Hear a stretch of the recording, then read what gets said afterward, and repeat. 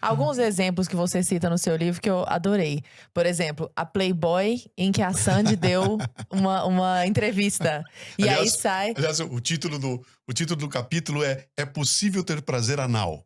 É o título do capítulo. É né? isso. E aí eu pego a capa da revista Playboy, onde tem ali Sandy.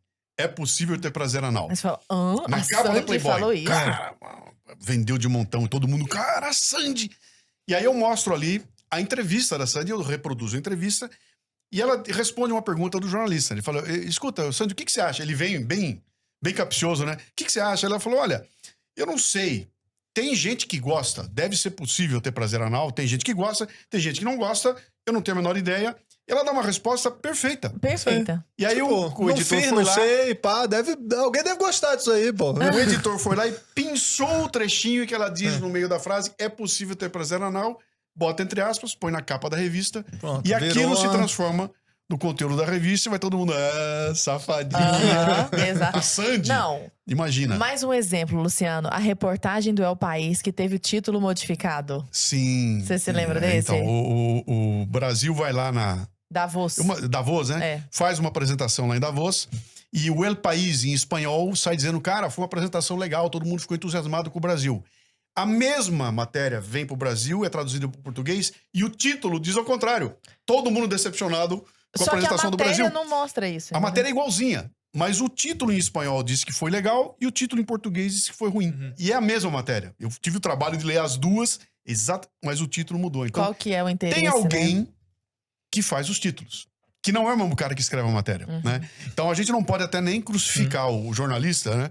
Porque provavelmente isso não tá nem na alçada dele. Ele terminou a matéria, entregou, alguém vai lá e puxa alguma coisa e cria um título, que hoje é um clickbait, né? A gente faz isso com clickbait, né?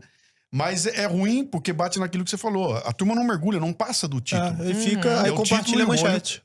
E fora, o Luciano, uma coisa que você comenta muito bem, que é a escolha das palavras. Eu me lembrei do orçamento secreto. Que logo que virou a eleição, mudou para emendas do relator. E a Folha lançou uma nota, também respondeu umas pessoas falando, nós nunca chamamos de orçamento secreto. O que é obviamente mentira. A própria fake news ali. É porque hoje em dia tudo cola, né, cara? Eu não tô preocupado se é verdade ou mentira. O cara fala qualquer coisa e dane-se. Só que tem um treco novo no mercado chamado rede social. Ó, não vai ter mais arrastão na praia. Agora é só conflito ético, coletivo. Eu tô aqui, gente, do que ele tá falando? E aí, quando chegaram as redes sociais, então, aconteceu um fenômeno interessante. O que acontecia? O Brasil tinha quatro emissoras de TV, 4 grandes rádios, 4 jornais, era tudo 4, que pertenciam a meia dúzia de pessoas. E esses caras, quando eu escrevi o livro do Brasileiros Pocotó, esses caras definiam qual era a agenda de discussão no Brasil. Eram eles 4. Se eu quisesse assistir o Faustão, eu tinha que ligar a Rede Globo no domingo, nem lembro que hora que era, 6 horas da tarde. Se eu não ligasse a Globo no domingo, 6 horas da tarde, eu não veria o Faustão. Eu perderia o Faustão e não tinha mais como ver. Né? E aí, de repente, entra um outro elemento no mercado que é redes sociais, que tem memória. Né? E que o sujeito chega agora e tenta falar a mesma mentira que ele dizia... Em 15 segundos entrou um tweet falando nada disso, cara. Olha o que você falou lá atrás. E aí é uma realidade completamente diferente que deixou esses 4 todos desesperados, né? Porque, cara, nós estamos perdendo espaço, a gente está perdendo audiência para uma garotada que não quer ficar sentada na frente da televisão, e mais que isso, estão trazendo pra gente o contraponto àquilo que a gente sempre falou. Então, o que aconteceu durante essa sequência toda eu costumo dizer que a pandemia chegou para destruir reputações. Ela matou reputação que não acaba mais. Então, o grande jornalista, que era dono da verdade, desmanchou na frente da gente. Né? Porque o que ele falava, os fatos vinham e desmentiam. Porque agora o fato tá na tua mão, né? E aí esses caras começaram a lidar com um negócio que eles nunca tiveram que se preocupar, né? Cara, a fonte tá aí, tá disponível. Todo mundo tem uma câmera fotográfica. Entendeu? O cara mostrou a foto do policial batendo no cara, o outro mostra a foto um pouco mais longe e você vai ver que não era bem aquilo, né? Então, o que eu conto no livro são todos esses truques que são utilizados que a gente não percebe, né? Nós somos animais que vivem de contar história. A nossa história de vida, a cultura humana, sobrevive através da contação de história. Sempre foi assim, né? E alguém conta uma história. Eu dou um exemplo bem legal aqui, que eu falo do Chapeuzinho Vermelho, né? Fala, a gente aprendeu a história do Chapeuzinho Vermelho porque tinha um locutor contando pra nós. Alguém nos contou. Quando foi escrito o conto original, tinha um observador contando a história. Aí eu faço uma provocação. Como seria essa história contada do ponto de vista do Chapeuzinho Vermelho? E do Lobo Mau? Da vovozinha. E da vovozinha? E do caçador, né? Aham.